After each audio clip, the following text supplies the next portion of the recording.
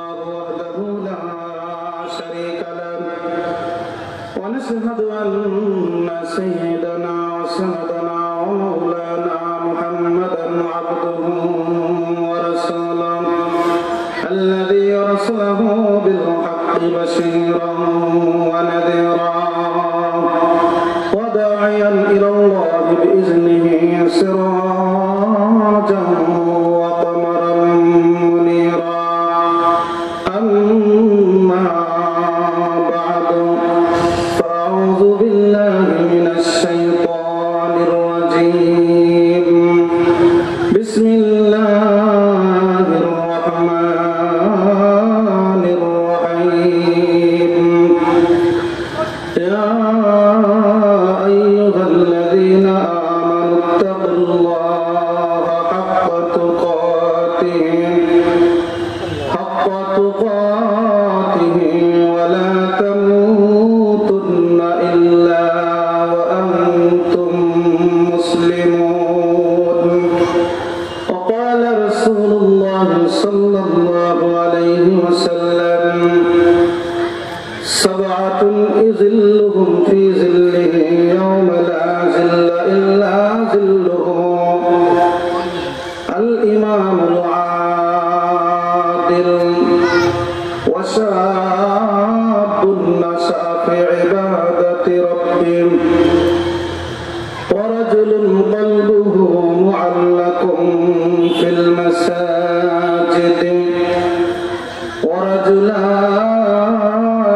ورجلان تحبا في الله واجتمعا عليه وتفرقا عليه ورجل طلبته ذات منصب وجمال فقال إني أخاف الله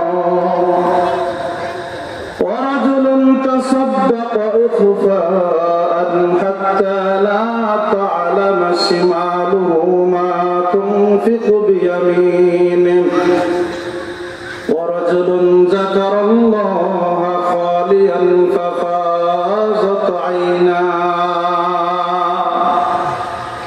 إن الله وملائكته يصلون على النبي يا أيها الذين آمنوا صلوا عليه وسلموا تسليما اللهم صل على سيدنا ونبينا وشفيعنا وحبيبنا ومولانا محمد صلى الله عليه وعلى آله وأصحابه وبارك وسلم محبت সাথে সকলে বলি اللهم صل على سيدنا ونبينا وشفيعنا وحبيبنا ومولانا محمد صلى الله عليه وعلى آله وأصحابه وبارك وسلم اللهم صل على سيدنا ونبينا وشفيعنا وحبيبنا ومولانا محمد صلى الله عليه وعلى آله وأصحابه وبارك وسلم لا إله إلا الله لا إله إلا الله لا إله إلا الله جل لا إله إلا الله لا إله إلا الله لا إله إلا الله لا إله إلا الله لا إله إلا الله لا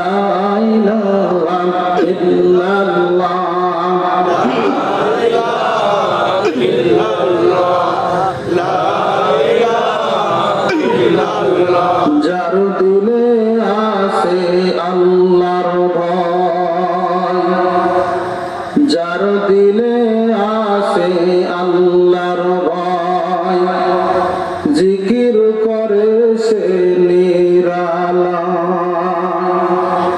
আহার নিদ্রা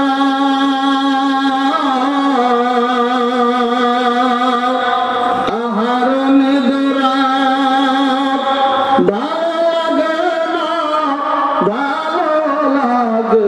জিক্রুল্লাহ লা ইলাহা ইল্লাল্লাহ, যার লা ইলাহা ইল্লাল্লাহ, লা ইলাহা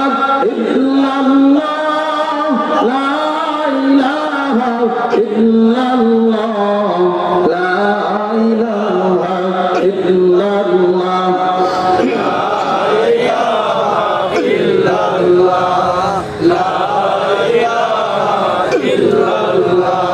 লা ইলাহা ইল্লাল্লাহ,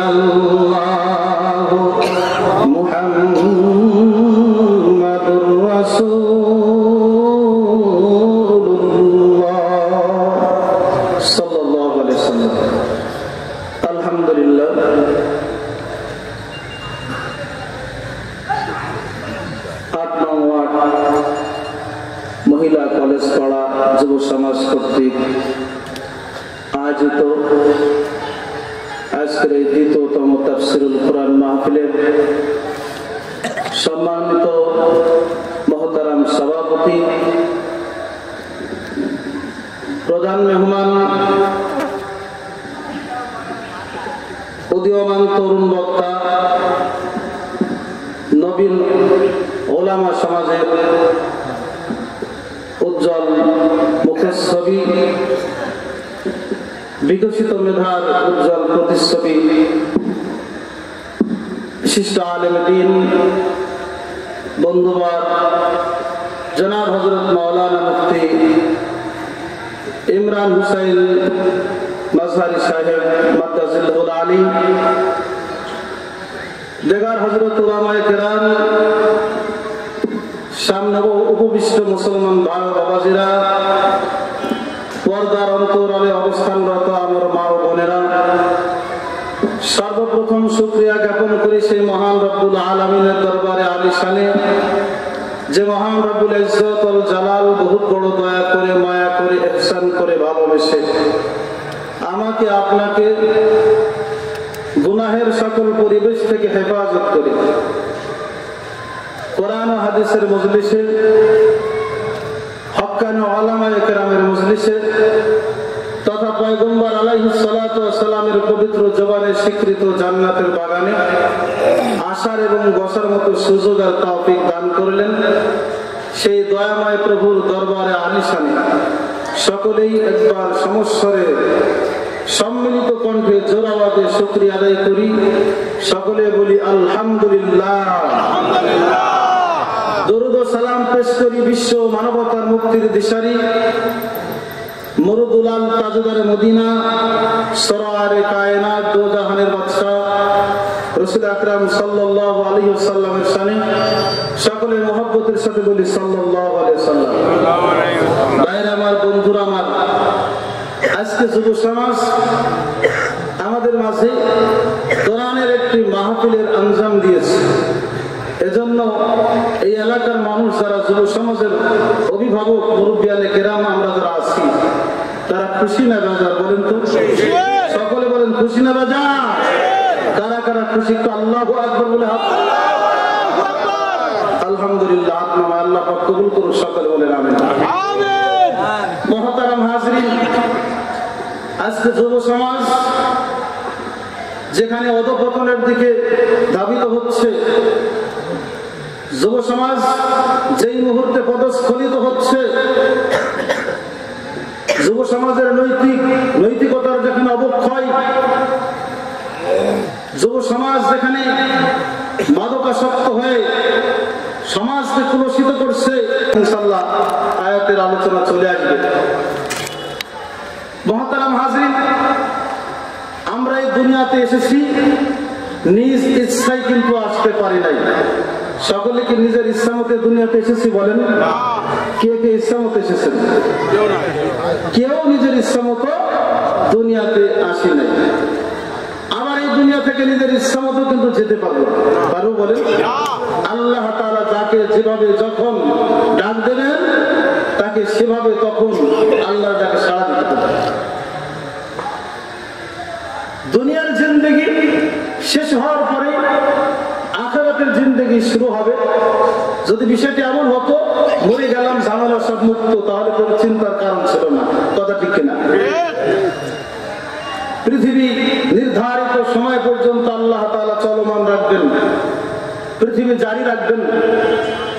এরপরে নির্ধারিত সময়, যেই সময়ের ইলম একমাত্র আল্লাহ তাআলার কাছেই আছে, কিয়ামতের ইলম, নির্ধারিত সময়ে আল্লাহ তাআলা পৃথিবীকে নশ্বর করে দেবেন, ধ্বংস করে দেবেন। কিয়ামত সংঘটিত হবে। এরপরে কিয়ামতের ময়দানে আল্লাহ রাব্বুল আলামিন সমস্ত মানুষের নেকি এবং বদি, নেক আমল এবং বদ আমল হিসাব করবেন।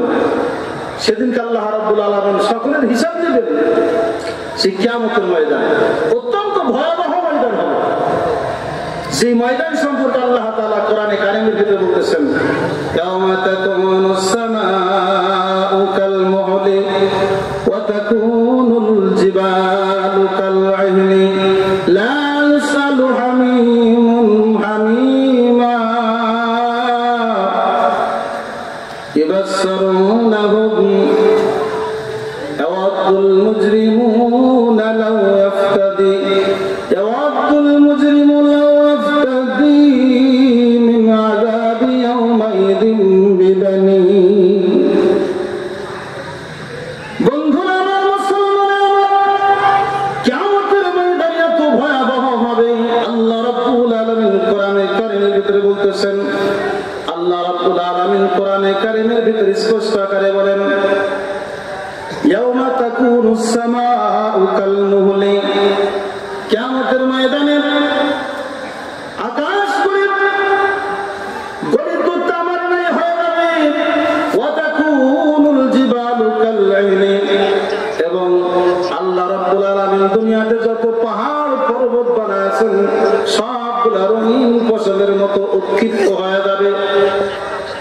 লা ইসআলু হামিমুন হামিমা, একজন পরিচিত বন্ধু আর একজন পরিচিত বন্ধুকে চিনতে পারবে না।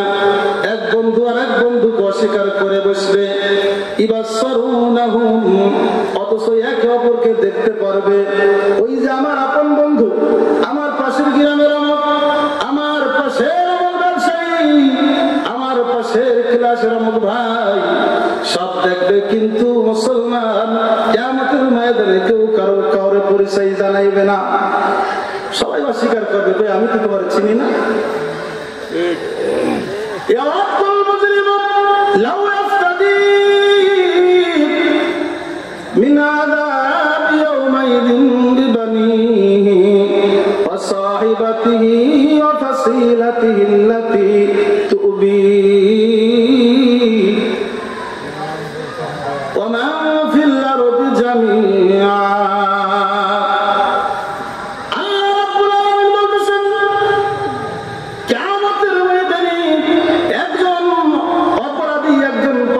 একজন পাপী আল্লাহু আকবার তামান্না করবে, আকাঙ্ক্ষা করবে, আয় যদি দুনিয়ার সব কিছুর বিনিময়ে, আমার ছেলের বিনিময়ে, আমার মেয়ের বিনিময়ে, আমার বিবির বিনিময়ে, বন্ধু বান্ধবের বিনিময়ে, এমনকি তাম দুনিয়ার সমস্ত সম্পত্তির বিনিময়ে আল্লাহ রাব্বুল আলামিন যদি আজকে আমাকে জাহান্নামের আগুন থেকে মুক্ত করতেন, মুক্তি দান করতেন, তাও আমি আল্লাহকে বিনিময় হিসেবে দান করতাম।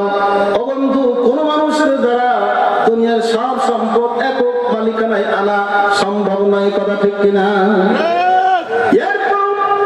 কিয়ামতের ময়দানে পাপাচারী যারা, অপরাধী যারা হবে, জাহান্নামী যারা হবে, এরা নিজেকে বাঁচানোর জন্যই তামান্না করবে সব কিছুর বিনিময়ে যদি আল্লাহ আমাকে জাহান্নামের আগুন থেকে মাফ করতো, তাও আমি বিনিময় হিসাবে আল্লাহর সামনে হাজির করতাম।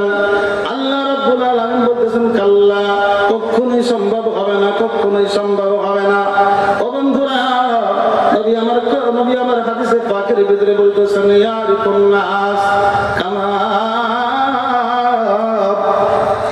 বন্ধুরা আমার মুসলমান ইয়ারিকুন নাস হাত্তা ইয়াযহাবা আরাকুহুম 70 জিরা। একজন মানুষ কিয়ামতের ভয়াবহতায় এত বেশি ঘর্মাক্ত হয়ে যাবে, শরীরটা এত বেশি ঘেমে যাবে, মানুষের পায়ের গোড়ালির নিচ দিয়ে মাটির ভিতরে 70 হাত পর্যন্ত ওই ঘাম পৌঁছায় যাবে। ও ভাই, এই 8 নম্বর ওয়ার্ডে যত মানুষ আপনারা আছেন সকলকে যদি বলি আপনারা একটা সমতল ভূমিতে পানি ঢালবেন, পানি ঢেলে মোটর দিয়ে মেশিন দিয়ে টিউবওয়েল চেপে পানি ঢেলে 10 দিন আপনাদের সময় দেওয়া হলো, মাটি নিচে 10 হাত পর্যন্ত এই পানির রস পৌঁছাইতে হবে। বলেন তো সমতল ভূমিতে এরকম পানি ঢেলে যদি আপনাদের 1 সপ্তাহ টাইম দেওয়া হয়, 10 হাত খোঁড়ার পরে কি মাটি শুকনা পাবেন নাকি মাটি নরম ভেজা? বলেন তো, মাটি শুকনাই থাকবে, খুব জোর 2-3 হাত 4 হাত 5 হাত থাকি বলেন রস যেতে পারে।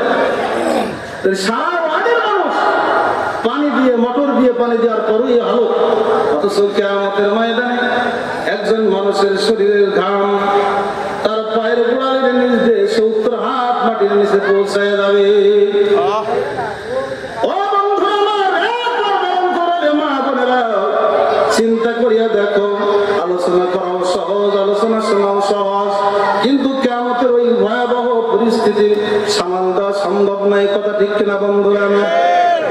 কত বড় কঠিন পরিস্থিতির শিকার হবে। শুধু তাই নয় বন্ধু আমার নবী বলতেছেন ওয়াইলজিমুহুম হাত্তা ইয়াবলুগা আযানাহুম, 70 হাত মাটির নিচে ঘাম চলে যাবে। শুধু তাই নয় বন্ধু আমার, ওই ঘাম পা থেকে নিজের শরীরের সাথে লেপটাইতে লেপটাইতে কান বরাবর পৌঁছায় যাবে।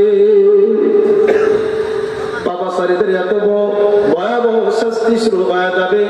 ও বন্ধু আমার, আকাশের তারকা আল্লাহ তাআলা তোমার আপনার মাথার উপরে ছেড়ে দেবে, আধা হাত সোয়া হাত উপরে ছেড়ে দেবে, 12টা মুখ মানুষের দিকে আল্লাহ রাব্বুল আলামিন ফিরিয়ে দেবে। কিতাবের ভিতরে আসছে সূর্যের 12টা মুখ, এখন যে অবস্থানে আল্লাহ রাব্বুল আলামিন রাখছেন ওটাও উপরের দিকে 12টা মুখ, মুখগুলা উপরের দিকে রাখছেন। প্রতিদিন আল্লাহ রাব্বুল আলামিন 70,000 ফেরেশতা ওই সূর্যের উপরে বরফ ঢালার জন্য হুকুম করেছেন। কিন্তু কিয়ামতের ময়দানে ও বন্ধু, এত বড় দূরে থাকার পরও, এত বরফ ঢালার পরও 70 মাসে আমরা খোলা আকাশের নিচে দাঁড়াইতে পারি না। কথা ঠিক কিনা? অথচ কিয়ামতের ময়দানে 70,000 ফেরেশতাকে আল্লাহ রাব্বুল আলামিন অব্যাহতি দিয়ে দেবে। আধা হাত মাথার উপরে সূর্যকে ছেড়ে দেবে, 12টা মুখ মানুষের দিকে ফিরিয়ে দেবে। আল্লাহ রাব্বুল আলামিন বলবেন, সূর্য তোমার ভিতরে যত তাপ আছে সব ছেড়ে দাও। এ বন্ধু আমার, এই হুকুম পাওয়ার সঙ্গে সঙ্গে সূর্য তাপ দেওয়া শুরু করবে। নাফরমান, সুদখোর, ঘুষখোর, বেনামাজি গোষ্ঠী যারা, জেনাখোর, হারামখোর যারা, আল্লাহর নাফরমানি যারা করেছে মুসলমান, সূর্যের তাপে মাথার ভিতরে খেলগুলা টকবক টকবক করে ফুটতে থাকবে, এমনকি মাথার তালি পর্যন্ত টাচ করে ফেলে যাবে। এমন ভয়াবহ পরিস্থিতি, বন্ধুরা আমার, ভাই ভাইকে চিনতে পারবে না, ভাই ভাইকে দেখে পালায় যাবে, মাকে দেখে সন্তান পালায় যাবে, সন্তানকে দেখে মা পালায় যাবে, বাবা পালায় যাবে, আপনজন সব পালায় যাবে। কিয়ামতের ময়দানে সব মানুষগুলা, এমনকি অন্যান্য আম্বিয়া কেরাম পর্যন্ত বলবে ইয়া নাফসি ইয়া নাফসি ইয়া নাফসি করতে থাকবে। হায় আমার কি হবে, আমার কি হবে? ও মুসলমান, কয়দিন এই অবস্থা হবে? আমার আল্লাহ রাব্বুল আলামিন কোরআনে কারীমের ভিতরে বলতেছেন মিকদারুহু 50 আলফা সানা। কিয়ামতের ময়দানে একদিন নয় রে বন্ধু আমার, 2 দিন নয়, 3 দিন নয়, একাধারে 50,000 বছর মানুষদেরকে দাঁড়ায় থাকা লাগবে। কয় হাজার বছর? এই 50,000 বছর তো আর কিরকম বড় বছর। আমরা দুনিয়াতে যেরকম দিন আমাদের 12 ঘন্টা একটা দিন, এরকম নয়, এই ছোট না, দুনিয়ার এরকম 50,000 দিন সমান আখিরাতের একটা দিন। হাদিসের ভিতরে আসছে দুনিয়ার 50,000 দিন সমান আখিরাতের একটা দিন। এরকম বিশাল বড় 50,000 বছর কিয়ামতের ময়দানে দাঁড়ায় থাকতে হবে। ও কি অবস্থা বন্ধুরা আমার, মুসলমানের আমার, ওই কঠিন মুহূর্তে আল্লাহ রাব্বুল আলামিন 7 শ্রেণীর মানুষকে আল্লাহ তাআলার আরশের আশ্রয় দান করবেন। বন্ধুরা আমার, কারা কারা আল্লাহ তাআলার আরশের আশ্রয় পাইতে চান? একটু আল্লাহু আকবার বলে হাত উঠাই। আল্লাহ তোমার বান্দারা তোমার রহমতকে আশা করিয়া তোমার আরশের ছায়ায় আশ্রয় পাইতে চাই। ও আল্লাহ, তোমার আরশের ছায়ায় যারা পাবে তাদের যে পুঁজি দরকার সেরকম পুঁজি তো আমাদের নাই। ও আল্লাহ, তুমি আমাদেরকে নিজ কুদরতে কবুল করিয়া নাও। সকলে বলে না আমিন। তো কারা কারা পাবে আমরা শুনতে রাজি আছি। আমি যে হাদিসটা তালাব করেছি বুখারী শরীফের হাদিসের ভিতরে আল্লাহ রাসূল বলতেছেন, সাবাতুন যিল্লুহুম ফি যিল্লিহি ইয়াওমা লা যিল্লা ইল্লা যিল্লুহু আল ইমামুল আদিল। এক নম্বর হলো আল্লাহ রাসূল সাল্লাল্লাহু আলাইহি ওয়াসাল্লাম বলতেছেন 7 শ্রেণীর মানুষকে আল্লাহ তাআলা আরশের আশ্রয় দান করবে, যেই দিনকে কিয়ামতের ময়দানে আল্লাহ রাব্বুল আলামিনের আরশের ছায়া ছাড়ার কোনো ছায়া থাকবে না। এক নম্বর হলো আল ইমামুল আদিল, ন্যায়পরায়ণ বাদশা। কি বললাম? সবাই বলেন, বুঝেন নাই? ন্যায়পরায়ণ বাদশা, যেই বাদশা ইনসাফের সাথে বাদশাহিত্ব করে, যেই রাজা ইনসাফের সাথে রাজত্ব করে, যেই মেম্বার ইনসাফের সাথে তার ওয়ার্ড চালায়, যেই চেয়ারম্যান ইনসাফের সাথে তার ইউনিয়ন চালায়, যেই এমপি ইনসাফের সাথে তার নির্বাচনী আসন চালায়, আল্লাহু আকবার, যেই দেশের রাজা ইনসাফের সাথে তার দেশ চালায়, এই মানুষগুলা কিয়ামতের ময়দানে আল্লাহ রাব্বুল আলামিনের আরশের ছায়ায় আশ্রয় পাবে। বলেন সুবহানাল্লাহ। বন্ধুরা আমার, মুসলমানের আমার, ইনসাফ ভিত্তিক রাষ্ট্র ব্যবস্থা পরিচালনা যদি কেউ করে, সেই মানুষটা কিয়ামতের ময়দানে আরশের আশ্রয় পাবে। যে মানুষ ইনসাফ ভিত্তিক রাষ্ট্র ব্যবস্থা পরিচালনা করবে, তার কাছে দলের লোক সমান, বিরোধী দলের লোক সমান। কথা ঠিক কিনা? গরিব লোক সমান, ধনী লোক সমান। রাগ করছেন আপনারা? বন্ধুরা আমার, মুসলমানের আমার, আমার বিশ্বনবী রাসূল করিম সাল্লাল্লাহু আলাইহি ওয়াসাল্লাম মদিনার রাষ্ট্রপ্রধান। একবার কুরাইশ বংশের একটা মেয়ে কিছু মাল সামানা চুরি করেছে। কুরাইশরা চিন্তা করলো, হাই হাই, কুরাইশ বংশের মেয়ে হয়ে মাল সামানা চুরি করেছে, এটা ইজ্জত চলে যাবে, কেমন কথা। নবীর কাছে দেওয়া হলো যে আমার পয়গম্বর বিচারটা একটু শিথিল করে দেয়, কারণ আস-সারিকু ওয়াস-সারিকাতু ফাকতাউ আইদিয়াহুমা।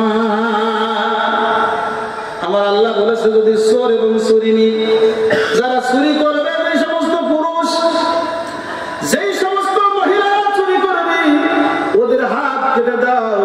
কার কথা বলেন? আল্লাহ বলেছেন মহিলা যেহেতু চুরি করে তার হাত কাটা হবে। এখন এরা চিন্তা করে কুরাইশ বংশের মেয়ে, তার হাত যদি কাটা হয় চুরির অপবাদে, মেয়ের কারণে কুরাইশ বংশেরই বদনাম হয়ে যাবে। এই জন্য কয়েকজন বুদ্ধিজীবী বলল, আল্লাহর পয়গম্বরকে বলা হোক অন্তত মেয়েটার বিচার যেন শিথিল করা হয়। কিন্তু চিন্তায় পড়ে গেল পয়গম্বরকে কে বলবে। কয়েকজন বুদ্ধি দিল উসামা ইবনে যায়েদ, আল্লাহর পয়গম্বরের পালক নাতি, খুব মহব্বত করে ছোট্ট মানুষ, তাকে বলা হোক। হযরত উসামা নবী করিম সাল্লাল্লাহু আলাইহি ওয়াসাল্লামের দরবারে যাইয়া কয়, ইয়া রাসূলুল্লাহ, ইয়া হাবিবাল্লাহ, একটা কথা বলতে চাই। পয়গম্বর ডাক দিয়ে কয়, নাতি ছেলে তুমি কি বলতে চাও? কয়, ওগো দাদা, এই যে মহিলা চুরি করেছে, তাকে কি হাতটা না কেটে অন্য কোন বিচার করে দেওয়া যায় কিনা? এই কথা যখন এই ছোট্ট শিশু হযরত উসামা ইবনে যায়েদ রাদিয়াল্লাহু তাআলা আনহু আল্লাহ রাসূলের সামনে বলেছে, বলেন সঙ্গে সঙ্গে রাসূল করিম সাল্লাল্লাহু আলাইহি ওয়াসাল্লামের চেহারাটা রক্তিম বর্ণ হয়ে গেছে, লাল হয়ে গেছে। আল্লাহ রাসূল দাঁড়া বলেন, রে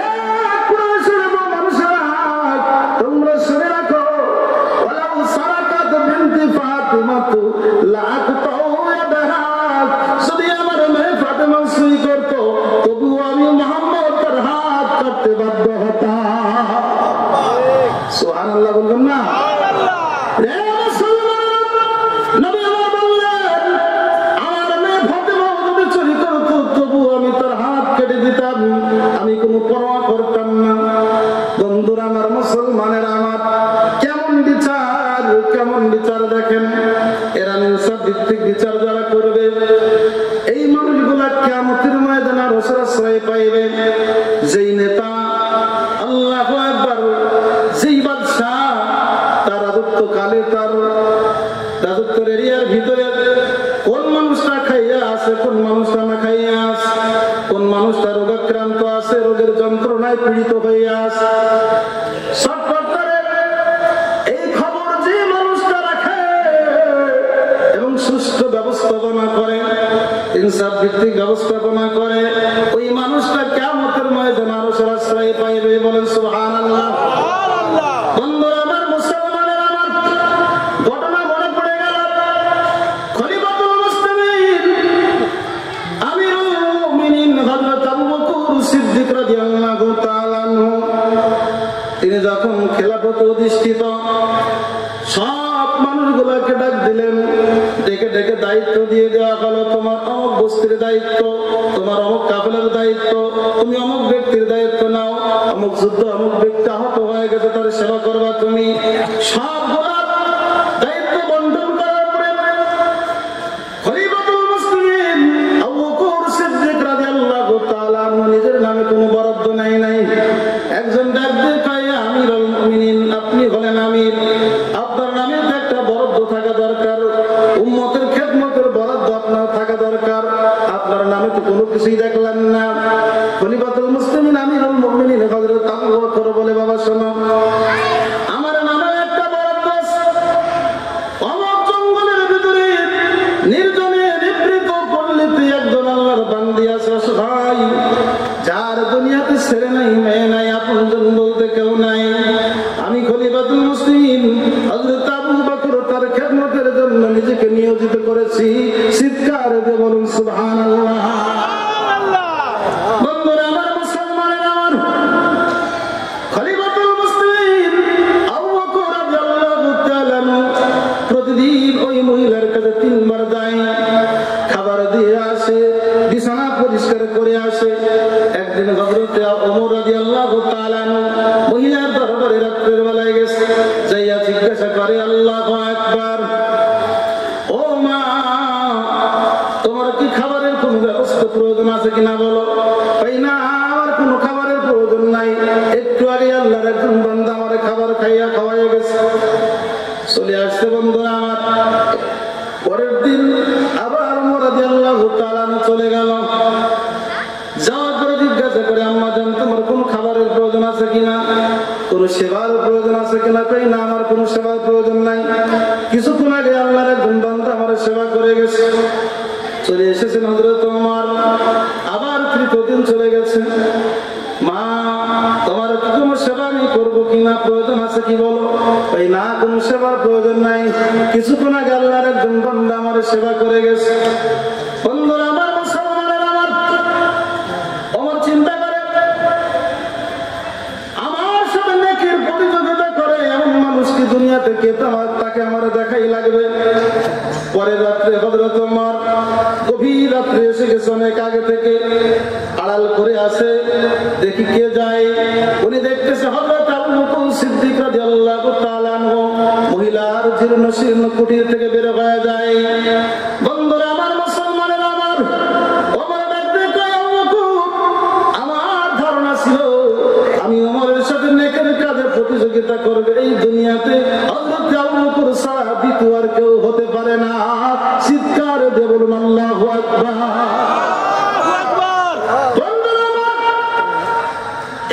এইভাবে চলতে চলতে কয়েকদিন পর আবু বকর রাদিয়াল্লাহু তাআলা মৃত্যুবরণ করলেন, দুনিয়া থেকে বিদায় হয়ে গেল। হযরত ওমর রাদিয়াল্লাহু তাআলা খলিফা নিযুক্ত হয়ে গেলেন। তিনিও সব কর্মসূচি বন্টন করে দেওয়ার পরে মহিলার দায়িত্ব নিজে নিয়েছেন। নেওয়ার পরে মহিলার কাছে হযরত ওমর যখন মহিলার ঘরের ভিতরে গেছে, মহিলাটা চোখ দুইটা অন্ধ হয়ে গেছে, চোখে দেখে না, সারা শরীরের ভিতরে ঘা হয়ে গেছে, জিহ্বার ভিতরে ঘা। আল্লাহু আকবার। হযরত ওমর রাদিয়াল্লাহু তাআলা মহিলাকে নরম নরম কিছু খেজুর নিয়ে নিজের ডানাতের শাহাদাত আঙ্গুলের উপরে নিয়া মহিলার জবানের ভিতরে মুখের ভিতরে যখন লাগাইয়া দিয়েছে, সঙ্গে সঙ্গে আল্লাহর বান্দি মহিলা চিৎকার করে উঠে বলেছে, এ জালেম, তুমি কে? তুমি এত বড় জুলুম আমার উপরে কেন করো? আমার মনে হয় আবু বকর দুনিয়াতে আর বেঁচে না।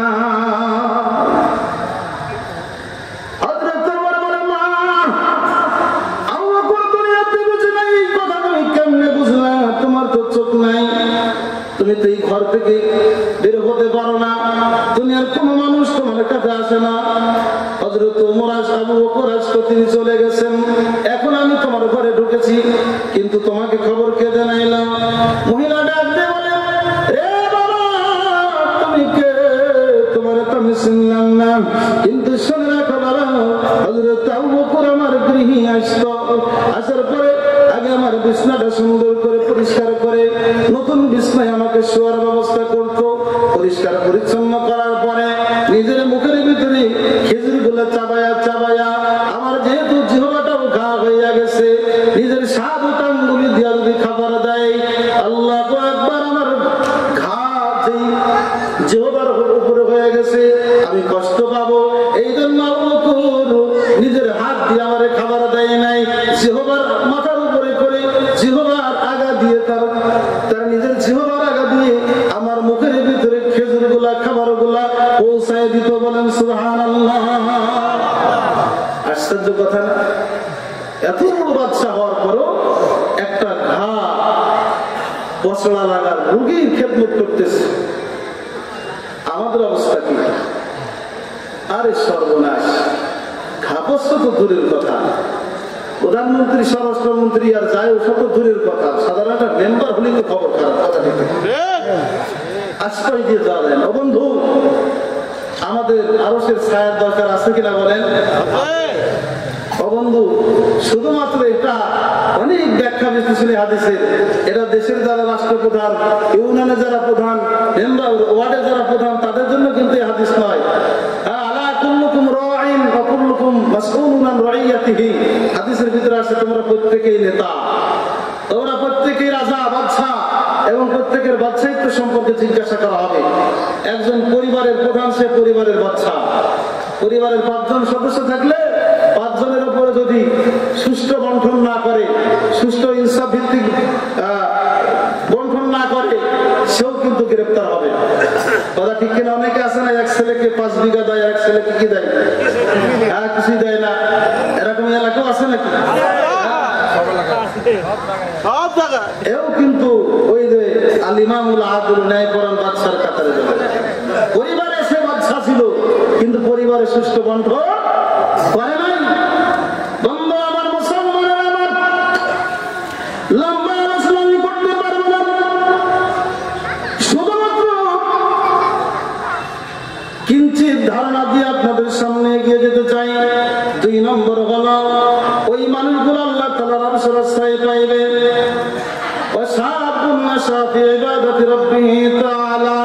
ওই যুবক আল্লাহ তাআলার আরশের আশ্রয় পাইবে, সেই যুবক তার যৌবন কাটাইছে আল্লাহর বন্দেগীর ভিতরে। কার বন্দেগী বলেন? আল্লাহর। আজকে এই যে যুবকেরা তাফসীরুল কোরআন মাহফিলের আয়োজন করেছে, এটা কি ভালো কাজ কিনা বলেন? এই যুবকেরা অশ্লীল বেহায়াপনা কোন নৃত্য শিল্পীর গানের আয়োজন করতে পারতো কিনা বলেন? সেটা করলে সব হতো না ক্ষতি হতো? সেখানে সেই কাজ করলে 100% গুনাহ হতো, আল্লাহর নাফরমানি হতো। কিন্তু এই যুবকেরা আল্লাহর দ্বীনের জন্য কোরআনের মাহফিলের আয়োজন করেছে, অবশ্যই যুবকেরা ইসলামের জন্য একটা ভালো কাজ করেছে। কথা ঠিক কিনা বন্ধুরা? যেই যুবক ইবাদতের ভিতরে নিজের যৌবন কাটাইবে, আল্লাহর ইবাদতের ভিতরে নিজের জিন্দেগি অতিবাহিত করবে, সেই যুবক কাল কিয়ামতের ময়দানে আল্লাহর আরশের আশ্রয় পাইবে। ও যুবক, আজকে যুবক ভাইরা বিপদগামী। কথা ঠিক কিনা বলেন? যুবক সমাজ আজকে বিপদগামী হয়ে গেছে। যুবকের কারণে আজকে পরিবারের পিতা অশান্তিতে আছে। আমরা বিভিন্ন এলাকায় যখন মাহফিলে যাই, অধিকাংশ মানুষ এসেই কয়, হুজুর আমার ছেলের জন্য একটু দোয়া করেন। কি হয়েছে বাবাজি আপনার ছেলের? কয়, হুজুর আমার ছেলের এই বয়স, সে ইয়াবা খায়, পেন্সিল খায়, ইত্যাদি ইত্যাদি অভ্যাসে অভ্যস্ত। তার কারণে হুজুর পরিবারে আমরা সকলে অতিষ্ঠ হয়ে গেছি। কি এরকম পরিবার আছে না নাই বলেন তো? যুবক বন্ধুরা আমার, তোমরাই হলে ইসলামের গাছ, সেনশন হয়েছে তোমাদের রক্তের বিনিময়ে। ও যুবক বন্ধু, এখনো সময় আছে তোমাদেরকে ফিরে আসার, পরিবর্তন হওয়ার। ইসলামের জন্য তোমাদের অনেক কিছু দেওয়ার আছে, কথা ঠিক কিনা বন্ধুরা আমার? তো যুবক মানুষ যারা যুব বয়সে তাদের বন্দেগী, তাদের জিন্দগিটা কাটাবে আল্লাহর বন্দেগীর ভিতরে, যৌবন কাটাবে আল্লাহর বন্দেগীর ভিতরে, সেই যুবক আল্লাহর আরশের আশ্রয় পাইবে বলেন সুবহানাল্লাহ। হযরতে ইমামে গাজ্জালী রাহমাতুল্লাহি আলাইহি উনি মুকাশাফাতুল কুলুবের ভিতরে একটা ঘটনা লিখছে। এক যুবকের, এক ব্যক্তি বাজারে গেছে একটা গোলাম কেনার জন্য, যাই একটা গোলাম পছন্দ হয়েছে, গোলামরা কিনছে। তো গোলাম মালিককে বলছে যে মালিক আপনি তো আমার কিনছেন, কিন্তু আমার 3টা শর্ত আছে। কি শর্ত? যখন ফরজ নামাজের ডাক আসবে আল্লাহর পক্ষ থেকে, আপনি আমাকে বাধা দিতে পারবেন না, আমি ফরজ নামাজ আদায় করবো। মালিক চিন্তা করতেছে এটা তো ভালো কাজ, কথা ঠিক কিনা বলেন? কিছু কিছু মালিকের কাছে ভালো কাজ, সব মালিকের কাছে এটা ভালো না। যেই মালিক তো এই দিকে যাই না, সে মালিকের কাছে কি ভালো? তার কাছে ভালো না। আবার অনেক মালিক আছে নিজে নামাজ পড়ে না, অথচ নামাজীদেরকে ভালোবাসে, এরকম আছে। সব মানুষই আছে, সব রকম মানুষই আছে। তো মালিক বললো ঠিক আছে, এটা তো ভালো কাজ।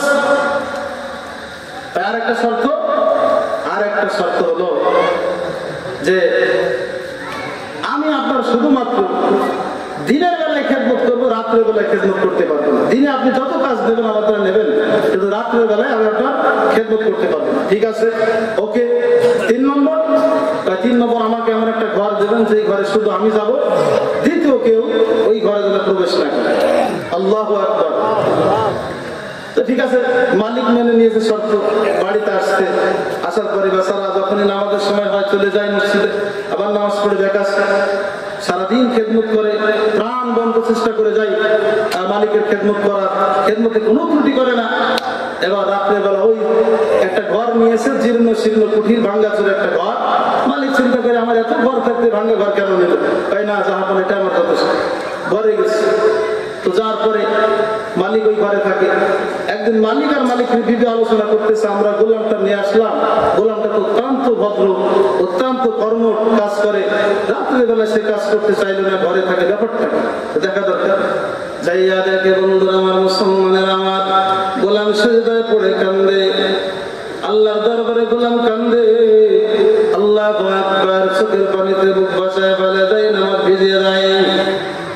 গোলাম আল্লাহর দরবারে সিজদায় পড়ে কান্দে, বলে মালিক দুনিয়াতে তুমি আমাকে একজনকে আমার মালিক বানায় দিয়েছো, ওই মালিককে তো শর্ত করে তাকে আমি রাজি করাইছি, তার ইবাদত করি, বন্দেগী করি।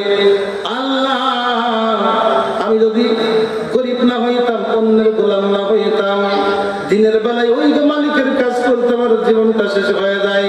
আমি রাতের বেলায় তোমার বন্দেগী করি গো আল্লাহ, দিনের বেলায় আমি তোমার বন্দেগী করতাম। ও কিয়ামতের ময়দানে যেই যুবক আরশের আশ্রয় পাইবে, আমি বুঝি সেই যুবকের কাতারে হইতে পারবো না। ও আল্লাহ আমি বুঝি সেই যুবকদের অন্তর্ভুক্ত হতে পারবো না। চোখের পানি ছেড়ে কান্দে, বলে মানে তুমি আমারে মাফ করে দিও, আমার জীবনের সব ত্রুটি বিচ্যুতি গুলো ক্ষমা করে দিও। ওই বাড়িওয়ালা মালিক আর মালিকের বিবি যাইয়া দেখে গোলাম কান্দে, অসরে পানি ঝরে চোখ দিয়ে।